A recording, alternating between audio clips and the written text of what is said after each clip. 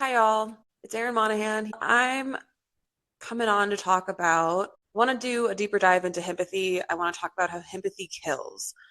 And I want to talk about two of my own personal experiences with intimate partner violence and sexual assault. I don't want to make this a video that triggers anybody or re-traumatizes anybody, but of course, this topic can be triggering. It can bring up a lot for us. And these things are hard for me to talk about in some ways, but also I have done enough healing and there's been enough time that has passed for me, which of course it's individual for each of us.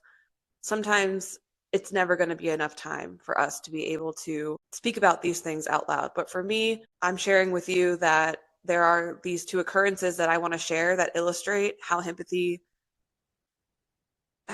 works, how victim blaming can work, how we can even gaslight ourselves when we've been victimized by men or are survivors of intimate partner violence or gender-based violence of any kind. These things are so normalized in our society, dehumanizing and degrading women, trans femmes, marginalized people, Black people, Indigenous people. Violence against marginalized genders is normalized in our society, and rape culture is normalized in our society. And so I want to address this further and illustrate that with my own experiences a little bit. So I first want to say, give like an understanding, a definition of himpathy. So I'm going to go to my article, Himpathy for the Devil, and just read a little bit from it. This term himpathy was coined by philosopher Kate Manne in her 2017 book, Down Girl, The Logic of Misogyny. And it describes the disproportionate and excessive sympathy often extended to privileged men who behave badly. And this himpathy is often disproportionately extended to white men. There's an interview that Kate Manne did, I can link it below, where she's talking about how in the case of someone like R. Kelly, who is a Black man, he was able to get himpathy extended to him, even though he was a Black man, because of his position of power and privilege, and more so because his victims were mostly Black women and femmes. And that is something that is crucially important to understand, is that in the case of Charlie Barrett, the reason why he was extended all this sympathy and why he was able to get away with his violent crimes for so long is because he's a white man. And the reason why his case became so high profile is, yes, because of the incredible work, the incredible journalism of Annette McGivney, and also the incredible work of Safe Outside and the survivor advocates, and of course the survivors who came forward, who bravely spoke out to tell their truth, to tell the truth, and the park service the park service rangers who came forward to speak out about the violence that they documented and witnessed, and the people that had reported to them. So yes, it is because of all those important things.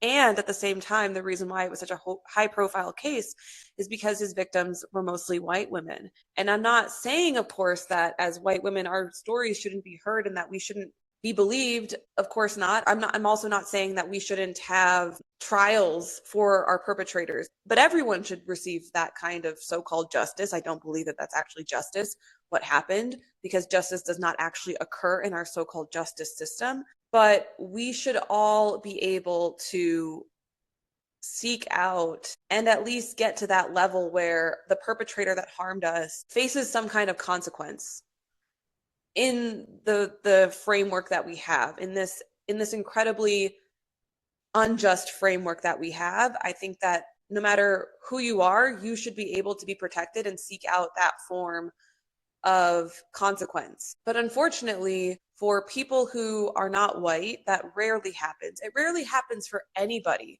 For any marginalized gender, it rarely happens that we get a high profile case like this to reach the court and for it to actually have consequences happen. And as we're seeing with so many Black children being murdered, just flat out murdered for no reason. Children should never be being murdered, but Black people are being murdered by the cops, by just random white people, random non-Black people are killing Black people, and a lot of Black children have been murdered recently, and it's devastating and disgusting, and there's no justice for them in this system.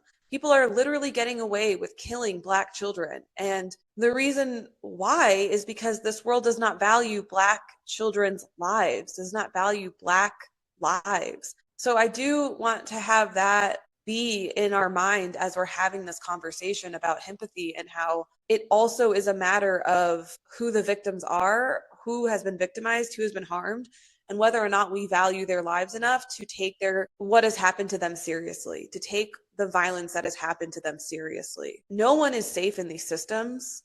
That is why even men who are assaulted and who experience rape and sexual assault often can't come forward with their stories, often do not also see justice, because it is not a look of hegemonic masculinity. Like you're gonna like in our world, a man is a man if it's this fucked up belief that you're not a man if something like that happens to you, or like, why couldn't you fight back?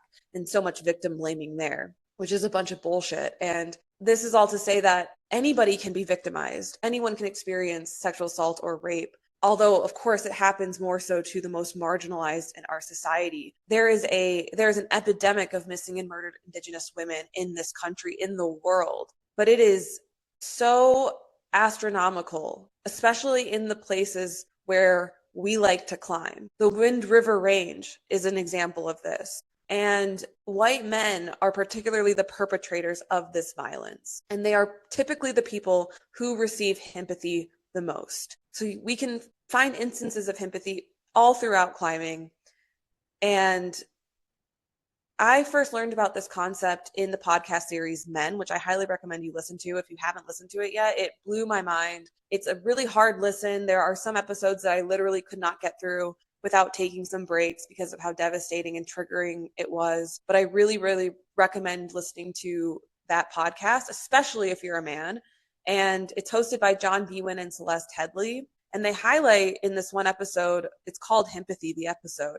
And there's a woman named Janie Williams who talks about in this episode her experience with being raped by her good friend, and then how her loved ones responded after she told them about it. And it is incredibly gut-wrenching.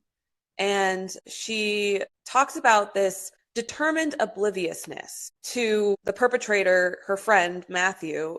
There's this determined obliviousness that everyone around her had about his behavior, about his inappropriate and creepy behavior, because the signs were there. The signs were there that he was actively, non-consensually harassing women, touching women, and that he would eventually assault someone. And often people who do these things, it's not a one-time thing. There are signs, and it's often happening to other women. So this determined obliviousness is absolutely what happens in the climbing world. This is what happened with Charlie Barrett. There were signs. People just flat out knew.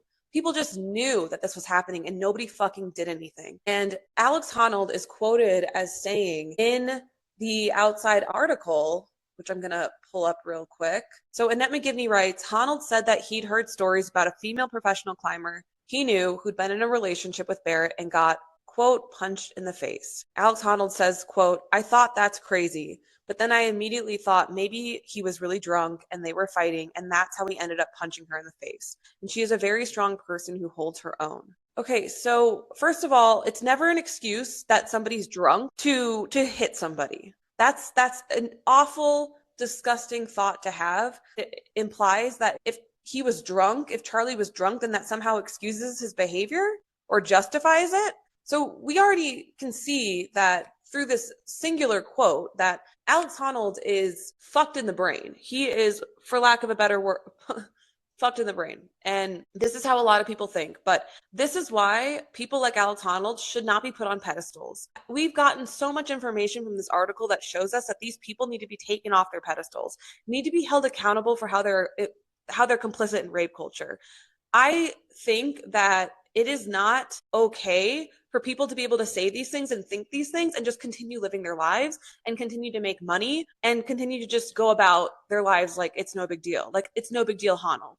Because that mindset is what contributes to rape culture. This mindset is what allowed Charlie Barrett to get away with his violence for so long. And of course, there are other Charlie Barretts out there, right? And in this same friend group that they're all in this network of climbers that allowed Charlie Barrett to keep going, because they all permit each other, they give each other permission. And that's why no one fucking said anything, because if they said something, they'd have to look at themselves. They'd have to look at their own behavior and think, wait, if that's wrong, then then what I did last year is wrong. Then that thing that I did when I was 22 is wrong. Then that thing that I did when I was 14 was wrong, or whatever. They'd have to interrogate their own behavior and their own beliefs. And they don't want to do that. White men don't want to do that. They want to be comfortable. They want to keep going. They want to do whatever the fuck they want to do. They want to be Peter Pans without responsibility. They don't want to have to justify their actions. They don't want to have to answer to anybody. So then when he's saying that she's a very strong person who holds her own, I want to share a story about my own experience with intimate partner violence now and speak to this, that what Honnold is saying, because that's victim blaming. Hey y'all, thanks for listening to this preview of the bonus episode. You can find the full episode on Tara's Patreon at patreon.com/Tara Incognita Media. Be sure to follow us on social media if you're not yet at Tara Incognita Media as well. And subscribe to our newsletter so that you don't miss a feminist killjoy critique. You can go to Tara Incognita Media or terracollective.podia.com to subscribe. You also will get a free download of our PDF, Toxic Masculinity in the Outdoor Industry. I created this PDF as a deep dive into what toxic masculinity is, how it shows up, and how you can disrupt it. There's also a huge resource list so that you can dive deeper into studying and learning about toxic masculinity. Terra Incognita Media is a completely unsponsored, unfiltered, unapologetic feminist media outlet. I want to grow this platform as big as it can get. So if you want to see me keep challenging the broligarch of the climbing world, of the outdoor industry at large, please consider subscribing for $5 or $10 on Patreon. Again, you can go to patreon.com/Tara Incognita Media. I also have a very special announcement coming out next Tuesday, June 9th, when Venus and Jupiter meet in the sky, for all of my astrology girlies out there. So if you don't want to miss out on that announcement, be sure to get on the newsletter or join our Patreon. I'm sending you so much love. Believe and protect survivors always. And I will talk to you next time. Bye.